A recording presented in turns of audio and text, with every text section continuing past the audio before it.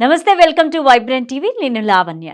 Telugu heroine పరిస్థితి ఎంత దారుణంగా ఉందంటే, రీసెంట్గా ఓ తెలుగు హీరోయిన్ తాను తెలుగమ్మాయిగా కనిపించకుండా ఉండడానికి, ఆ విషయం ఎక్కడా బయటపడనివ్వకుండా ఉండడానికి చాలా కష్టపడ్డానని చెప్పింది.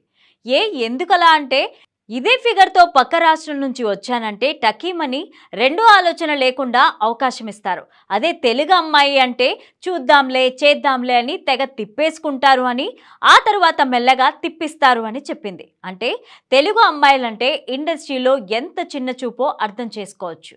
అయితే ఇలాంటి పరిస్థితుల్లో కూడా తనకి వచ్చిన అవకాశాలను అందిపుచ్చుకొని నటిగా తనని తాను నిరూపించుకొని వరుస అవకాశాలను అందిపుచ్చుకుంటోంది తెలుగు హీరోయిన్ చాందిని చౌదరి. ఈ విశాఖ బ్యూటీ దాదాపు 15 ఏళ్లుగా ఇండస్ట్రీలో ఒక్కో మెట్టు ఎక్కుతూ వస్తుంది.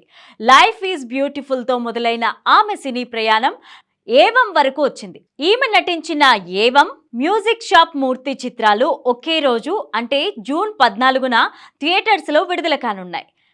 ఏవం సినిమాలో సీనియర్ సిన్సియర్ పోలీస్ ఆఫీసర్గా కనిపించబోతోంది చాందిని చౌదరి. ఇక ఈ మూవీ ప్రమోషన్లో భాగంగా ఓ ఇంటర్వ్యూలో పాల్గొన్న చాందిని చౌదరి తాను చదువుకున్న శ్రీ చైతన్య కాలేజ్ గురించి పారిపోయి వచ్చాన్న విషయాన్ని గుర్తు చేసుకొని అక్కడ ఎంత దారుణంగా ఉంటుందో చెప్పుకొచ్చింది.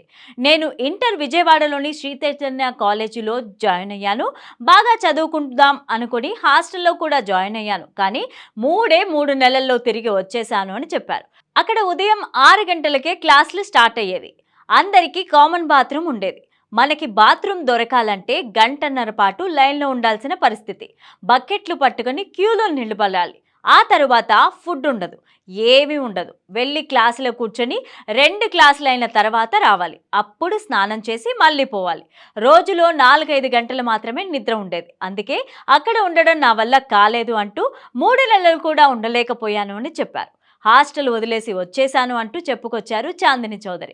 కాగా చాందిని చౌదరి ఏవం, మ్యూజిక్ షాప్ మూర్తి చిత్రాలతో పాటు బాలయ్య బాబీ కాంబినేషన్లో వస్తున్న చిత్రంలో కీలక పాత్రలో కనిపించబోతోందట. అంతకుముందు గామి, సమ్మతమే, కలర్ ఫోటో, మను, లై, కుందనపు బొమ్మ ఇలా అనేక చిత్రాల్లో నటించింది.